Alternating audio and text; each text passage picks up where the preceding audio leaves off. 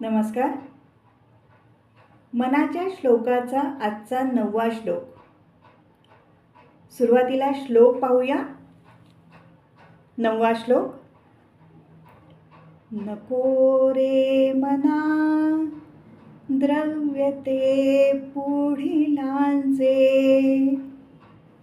अति स्वार्थ बुद्धी नरे पापसाचे, घडे भोगणे पापते कर्म खोटे, न होता मना सारिखे दुःख मोठे.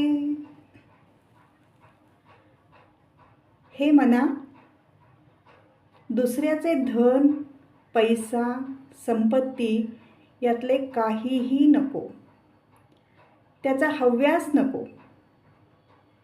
या श्लोकात पुढिलांचे याचा अर्थ दुसऱ्यांचे.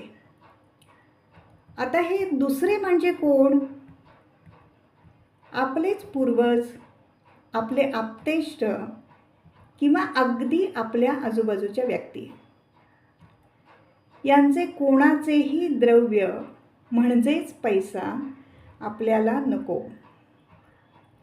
दुसऱ्याच्या संपत्तीची लालसा नको. माणूस जास्त स्वार्थी बनला, स्वार्थ भावाने जगू लागला की त्याची महत्त्वाकांक्षा अति प्रमाणात वाढत जाते. सारे काही आपल्यालाच मिळायला हवे अशी अतिरिक्त अपेक्षा निर्माण होऊ लागते. मग ते चांगल्या मार्गाने असो किंवा वाईट मार्गाने. पण सारे काही आपल्यालाच मिळायला हवे अशी हळूहळू त्याची धारणाच बनू लागते.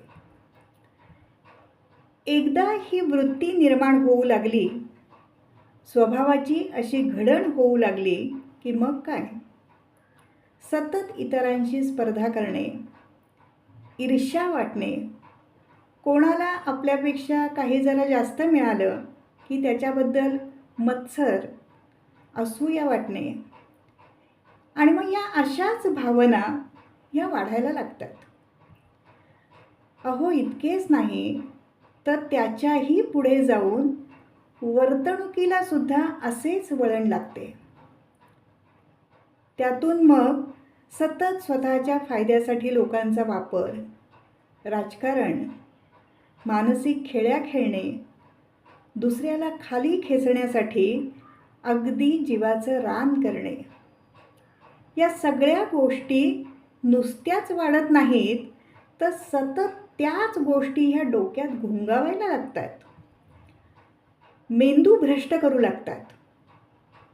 सतत अशाच दृष्टिकोनामुळे आजूबाजूचं जगही तसंच दिसू लागतं.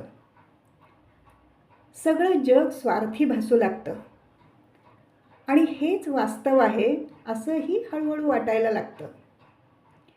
आपण वागतो ते सर्वथैव बरोबरच आहे असा भ्रमाचा भोपळा हळूहळू मोठा मोठा होत जातो. अशा या स्वार्थ बुद्धीतून चुकीचं किंवा गैरवर्तन घडू लागतं आणि परिणामी आपल्या पापाचा संचय व्हायला सुरुवात होते. ॲक्शन गेट्स रिॲक्शन किंवा साध तसा प्रतिसाद हा सृष्टीचा नियम. कर्मसिद्धांत सांगतो, करावे तसे भरावे. तेव्हा अशा वर्तनाचे परिणाम उघडच आहेत. कर्माचे भोग अटळ आहेत. ते कोणाला कधीही चुकले नाहीत, चुकत नाहीत आणि चुकणारही नाहीत.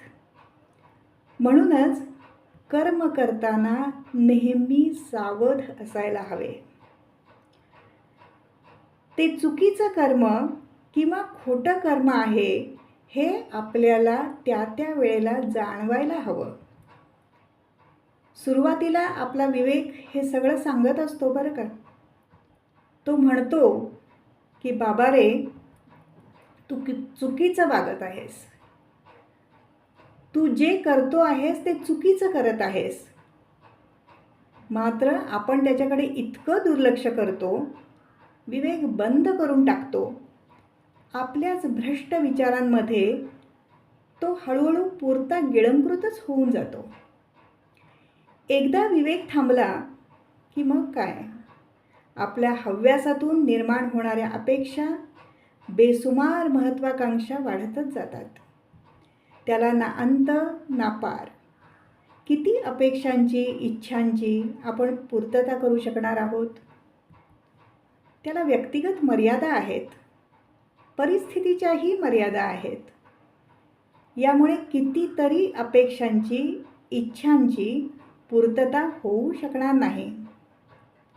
मग यातून अपेक्षाभंग, त्याचं दुःख ते केवढं मोठं. माणूस निराशेच्या खाईत लोटला जाऊ लागतो.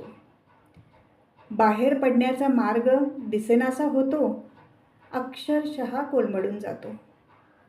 स्वतःच्याच अस्तित्वाला हादरा बसायला लागतो.